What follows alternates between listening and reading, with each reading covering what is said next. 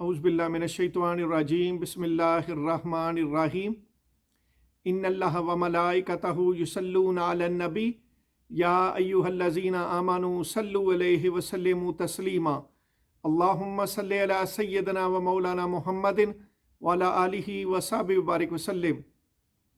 आज हम ज़िक्र सैयदना इमाम हुसैन अलैहिस्सलाम और अहले बैत का ज़िक्र करेंगे इंशाअल्लाह। ये पहली मजलिस है और इस मजलिस में हम खुसूसन अहले बैत कौन हैं, उनकी अल्लाह और उसके रसूल की नज़रों में क्या अहमियत है, हम उसका ज़िक्र करेंगे। और इसके बाद हम शहीद का जो अल्लाह उसके रसूल की नज़रों में दर्जा है, आखिरत में अल्लाह पाक के पास उसका क्या मकाम है, शहीद की कितनी अहमियत है अल्लाह पाक के यहाँ और शहीद का मतलब क्या है, दूसरी मजलिस में हम वो डिस्कस करेंगे। और फिर तीसरी मजलिस में हज़रत इमाम हुसैन अलैहिस्सलाम के फ़ज़ाइल और मनाक़िब बयान करेंगे। और फिर उसके बाद इंशाअल्लाह द स्टोरी ऑफ करबला, वाक़या करबला को हम इंशाअल्लाह उसका आगाज़ करेंगे चौथी मजलिस में इंशाअल्लाह। तो अहले बैत का आज हम सबसे पहले ज़िक्र करते हैं। बहुत सारी जो नौजवान नस्ल है, यूथ है, खसूसन बॉयज़ गर्ल्स, उनको अहले बैत के बारे में बहुत कम इल्म है। जितनी देर तक आपको अहले बैत के बारे में पता नहीं चलेगा, आपकी उनके साथ मोहब्बत, उनके साथ जो कल्बी तल्लक है, हार्ट लिंक है, वो कायम नहीं हो सकता। आप उनकी अहमियत को नहीं समझ सकते। इसीलिए मुहर्रमुल हराम में दीगर असहाबा इकराम का जिक्र तो किया जाता है, दीगर बातों का तो जिक्र किया जाता है, लेकिन अहले बैत का, शोहदाए करबला का, जो 72 अजीम हस्तियों ने अल्लाह की राह में कुर्बानी दी, अल्लाह और उसके रसूल के लिए अपनी जानों का नजराना पेश किया, उसको बहुत सारे अहले इल्म अवॉइड करते हैं। इसी वजह से नौजवान नस्ल अहले बैत से वाकिफ नहीं है। तो सबसे पहले अल्लाह और उसकी रसूल की नज़र में अहले बैत का हम जिक्र करेंगे, उनका मकाम क्या है। याद रखें, अहले बैत का जो लफ्ज़ है ये कुरान से साबित है। सूरा अहज़ाब के अंदर अल्लाह पाक ने इसको इस्तेमाल किया, लफ्ज़ अहले बैत को। और फिर उसके बाद आका अलैहिस्सलातु वस्सलाम वो अहले बैत का लफ्ज़ इस्तेमाल करते थे। तो हम इनकी अहमियत आपको बताएंगे कि अहले बैत कौन है।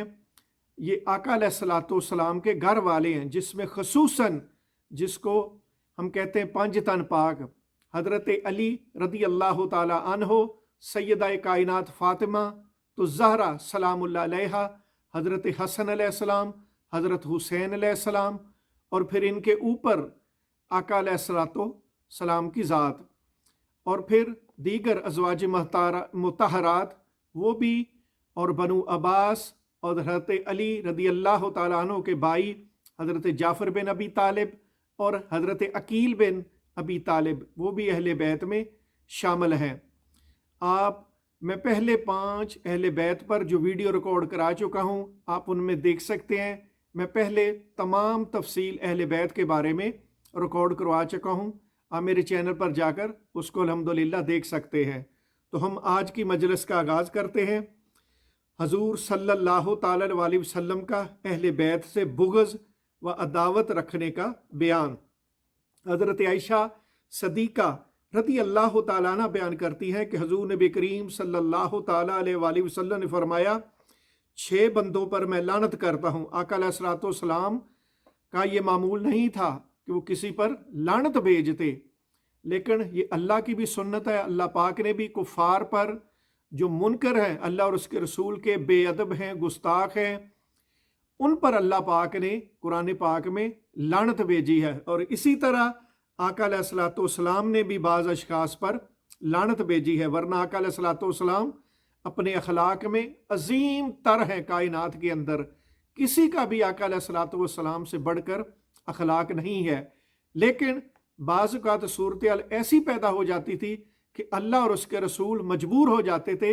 जिस तरह आप देखें कि तब्बत यदा अबी लहब व तब, उस सूरा में आका अलैहिस्सलाम के चचा अबू लाहब ने आका अलैहिस्सलाम की गुस्ताखी की तो अल्लाह पाक ने सीधा उसे मुखातब किया और अल्लाह पाक ने वो लफ्ज़ इस्तेमाल किए जो कि अल्लाह पाक की ज़ात ख़ुसूसन ऐसे लफ्ज़ इस्तेमाल नहीं करती।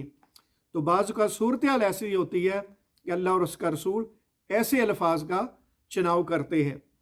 तो आका अलैहिस्सलाम ने फरमाया, सईद आयशा सदीक़ा फरमाती है कि 6 बंदों पर मैं लानत करता हूँ, अल्लाह अकबर, और अल्लाह ताला भी उन पर लानत करता है। और हर नबी जो कि मुस्तजाब दुआ दावात होता है, यानी उसकी दुआ फौरन कबूल होती है, वो भी इन पर लानत करता है। अल्लाह अकबर, अल्लाह अकबर। ये अंदाज़ा लगाएं कि वो 6 अशखास कितने बदकिस्मत हैं कि जिन पर अल्लाह भी लानत करता है, अल्लाह का रसूल सल्लल्लाहु अलैहि वसल्लम भी लानत करता है और जमी अंबिया अलैहिस्सलातु वस्सलाम भी लानत करते हैं। अल्लाह अकबर।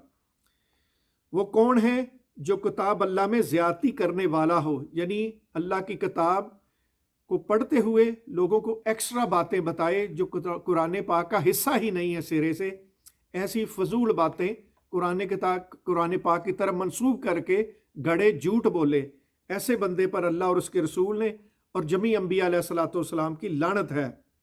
अल्लाह अकबर।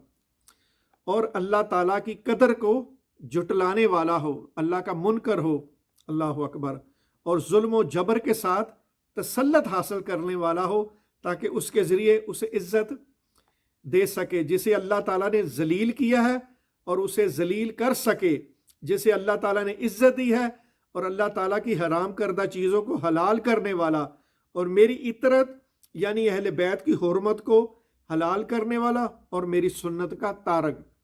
इसमें इस हदीस के अंदर इसीलिए मैंने इसका इंतखाब किया कि इसमें आका अलैहिस्सलाम ने अहले बैत का जिक्र किया है। अब इससे अंदाज़ा लगा लें कि जो मुखालिफ गिरोह था अहले बैत का, करबला के अंदर उन्होंने अहले बैत के साथ क्या मामला किया कि जुल्म और जबर का उन्होंने इंतहा की, जालिमों ने डिरिस्पेक्ट की अहले बैत की, हालांकि ये अल्लाह और उसके रसूल की रॉयल फैमिली है। आप याद रखें, दुनिया के अंदर, बरतानिया के अंदर जो रॉयल फैमिली है उसको स्पेशल स्टेटस, दर्जा हासिल है, हर कोई उनकी रिस्पेक्ट करता है, बेशक आप उनसे इत्तफाक करें या ना करें, लेकिन उनकी एक अपनी अहमियत है, वो ख़ास है सोसाइटी के अंदर, कंट्री के अंदर। इसी तरह अहले बैत का जो ख़ानदान है, ये बड़ी इंपॉर्टेंट बात है, इसको समझने की कोशिश करें कि अहले बैत अल्लाह और उसके रसूल की रॉयल फैमिली है, ये जन्नत के वारिस हैं, ये खून रसूल हैं। जब तक आप अपनी औलाद को अहले बैत के बारे में नहीं बताएंगे तो उन्हें नहीं पता चलेगा, अल्लाह अकबर, इनकी अहले बैत की क्या अहमियत है। इस हदीस को इमाम तिरमिज़ी, इब्न हब्बान और इमाम हाकिम ने रवायत किया है, अल्लाह अकबर, के आका अलैहिस्सलाम ने फरमाया, जो मेरे अहले बैत की हुर्मत को नहीं समझता, उसे इग्नोर करता है, उसकी डिरिस्पेक्ट करता है, बेअदबी करता है, उसके जिक्र से कतराता है, अल्लाह अकबर, अल्लाह अकबर, उस बंदे पर अल्लाह की भी लानत है, अल्लाह के नबी की भी लानत है और जमी अंबिया अलैहिस्सलाम की भी लानत है। तो आप इस हदीस से अंदाज़ा लगा लें, इमाम तिरमिज़ी की जो तिरमिज़ी शरीफ है, ये सियासत्ता की जो 6 हदीस की बेहतरीन किताबें हैं उनका हिस्सा है, और तिरमिज़ी शरीफ के बारे में खतीब बगदादी का फतवा है कि ये सारी सही है। और इमाम हाकिम जो इस हदीस को लेके आए हैं वो अबू बकर अल बहकी के शेख हैं। तो आप अंदाज़ा लगा लें ये कितने बड़े दर्जे की इमाम है जो इस हदीस को लेके आए हैं। और आगे हज़रत अबू सईद खुदरी रज़ी अल्लाह ताला अन्हु बयान करते हैं कि हुज़ूर नबी करीम सल्लल्लाहु ताला अलैहि वसल्लम ने फरमाया, उस ज़ात की कसम जिसके कब्ज़ा कुदरत में मेरी जान है, हम अहले बैत से कोई आदमी नफ़रत नहीं करता मगर ये कि अल्लाह ताला उसे दोज़ख में डाल देता है। अल्लाह अकबर, अल्लाह अकबर। इस हदीस को इमाम इब्न हब्बान और इमाम हाकिम ने रवायत किया है। इससे आप अंदाज़ा लगा लें कि जो यजीद लानती और दीगर इब्न ज़ियाद और शिमर जैसे लोगों की आज दुनिया में वकालत करते हैं, उनके हमदर्द बनते हैं, उनकी सफाइयाँ पेश करते हैं, वो खुदा का खौफ करें और अल्लाह के नबी सल्लल्लाहु अलैहि वसल्लम का ये कौल सामने रखें کل قبر میں بھی اور قیامت کے دن بھی ان کو جواب دینا پڑے گا، جو ممبر رسول پر بیٹھ کر آج گلے پھاڑتے ہیں اور کہتے ہیں کہ وہ 2 شہزادوں کی جنگ تھی اور یزید کو امیر المومنین ڈکلیئر کرتے ہیں، تو وہ خدا کا خوف کریں اور یہ آقا علیہ الصلوۃ والسلام کا وہ بیان سامنے رکھیں۔ آقا علیہ الصلوۃ والسلام کی حدیث ہے کہ اللہ کی ذات کی قسم کھا کر آپ نے فرمایا جس کے قبضہ قدرت میں میری جان ہے، ہم اہل بیت سے کوئی آدمی نفرت نہیں کرتا مگر یہ کہ اللہ تعالیٰ اسے دوزخ میں ڈال دیتا ہے۔ تو نفرت تو ایک طرف رہ گئی، آپ اہل بیت کے ساتھ، خون رسول کے ساتھ، آقا علیہ الصلوۃ والسلام کے گھر کے جو میل ہیں، جو فیمیل ہیں، جو نوجوان ہیں، جو بچے ہیں، ان کے ساتھ کربلا کے اندر کیا ہوا، یزید نے کتنا ظلم کیا، اس کے انڈر جو ابن زیاد جیسے دنیا کے کتے، جو دنیا کے طلبگار تھے، جنہوں نے اپنی آخرت تباہ کی اور اپنے آپ کو جہنم کا ایندھن بنایا، انہوں نے جو ظلم کیا، اب اس کو دیکھ لے، نفرت تو ایک طرف رہ گی۔ اور آقا علیہ الصلوۃ والسلام کی ذات فرماتی ہے کہ جس نے میرے اہل بیت سے نفرت کی، اللہ پاک ضرور اس کو واصل دوزخ کرے گا، جہنم کا ایندھن بنائے گا اللہ پاک۔ اللہ اکبر۔ اس حدیث کو امام ابن حبان اور امام حاکم نے روایت کیا ہے، تو اس سے آپ اندازہ لگا لیں اہل بیت کی اہمیت۔ اور آگے جو میں حدیث بیان کر رہا ہوں، اس کو حضرت عبداللہ بن عباس، آقا علیہ الصلوۃ والسلام کے نیفیو بیان کرے، حضرت عباس کے بیٹے، اور اس حدیث کو امام حاکم اور امام طبرانی لے کے آئے ہیں۔ اور امام حاکم جو کہ سیاستہ کے شیخ ہیں، اتنے بڑے محدث ہیں، جلیل القدر امام ابو بکر البیہقی کے شیخ ہیں، موسٹ سینئر محدث ہے، وہ فرماتے ہیں ھذا حدیث حسن صحیح، اس پہ ڈاؤٹ ہی نہیں ہے، یہ حسن صحیح حدیث ہے۔ اور اس کے راوی حضرت عبداللہ بن عباس ہیں رضی اللہ تعالیٰ عنہ، وہ بیان کرتے ہیں کہ حضور نبی کریم صلی اللہ تعالیٰ علیہ وسلم نے فرمایا، اے بنو عبد المطلب، اللہ اکبر، اے بنو عبد المطلب، بے شک میں نے تمہارے لیے اللہ تعالیٰ سے 3 چیزیں مانگی ہیں۔ پہلی یہ کہ وہ تمہارے قیام کرنے والے کو ثابت قدم رکھے، یعنی جو آپ کے ساتھ لوئلٹی ہے، جو آپ کے ساتھ کھڑا رہے اللہ اور اس کے رسول کے لیے، اس کی ثابت قدمی کی آقا علیہ الصلوۃ والسلام نے دعا کی اس کے لیے۔ یہ اللہ پاک سے آپ نے 3 چیزیں مانگی۔ اور دوسری یہ کہ وہ تمہارے گمراہ کو ہدایت دے، یعنی اللہ تمہارے گمراہ کو ہدایت دے۔ اور تیسری یہ کہ وہ تمہارے جاہل کو علم عطا کرے، اللہ اکبر، اللہ پاک علم عطا کرے۔ اور میں نے تمہارے لیے اللہ تعالیٰ سے یہ بھی مانگا ہے کہ وہ تمہیں سخاوت کرنے والا اور دوسروں کی مدد کرنے والا اور دوسروں پر رحم کرنے والا بنائے۔ پس اگر کوئی رکن اور مقام کے درمیان، یعنی رکن یمانی جو خانہ کعبہ کا حصہ ہے اور مقام ابراہیم کے درمیان بھی کھڑا ہو جائے، پاؤں قطار میں رکھ کر کھڑا ہو جائے اور نماز پڑھے اور روزہ رکھے، پھر مرنے کے بعد اللہ تعالیٰ سے ملے، در حالانکہ وہ اہل بیت سے بغض رکھنے والا ہے، تو وہ دوزخ میں داخل ہوگا۔ اللہ اکبر، اللہ اکبر۔ آپ دیکھیں کہ اس حدیث کی کتنی ڈیٹیل آقا علیہ الصلوۃ والسلام نے تفصیل بیان کی۔ یہ ساری باتیں بیان کرنے کے بعد فرمایا کہ اگر وہ بندہ اہل بیت سے بغض رکھتا ہے، نفرت کرتا ہے، ہیٹ کرتا ہے، اللہ اکبر، اور اہل بیت کا ذکر کرنا وہ اس کو ویسٹ آف ٹائم سمجھتا ہے، وہ کہتا ہے کہ یہ ضروری نہیں ہے، اللہ اکبر، اللہ پاک ضرور اس بندے کو، اس عالم کو واصل جہنم کرے گا۔ اللہ اکبر، اللہ اکبر۔ اس حدیث کو امام حاکم اور امام طبرانی نے روایت کیا، نیز امام حاکم نے فرمایا کہ حدیث حسن ہے۔ یہ 2 موسٹ سینئر محدث ہیں جنہوں نے اس حدیث کو بیان کیا۔ اللہ اکبر، اللہ اکبر۔ اور آگے حضرت جابر بن عبداللہ وہ بیان کرتے ہیں کہ ایک دفعہ حضور نبی کریم صلی اللہ تعالیٰ علیہ وسلم ہم سے مخاطب ہوئے، پس میں نے آپ صلی اللہ تعالیٰ علیہ وسلم کو فرماتے ہوئے سنا، اے لوگو، جو ہمارے اہل بیت سے بغض رکھتا ہے، اللہ تعالیٰ اسے قیامت کے روز یہودیوں کے ساتھ اٹھائے گا۔ اللہ اکبر۔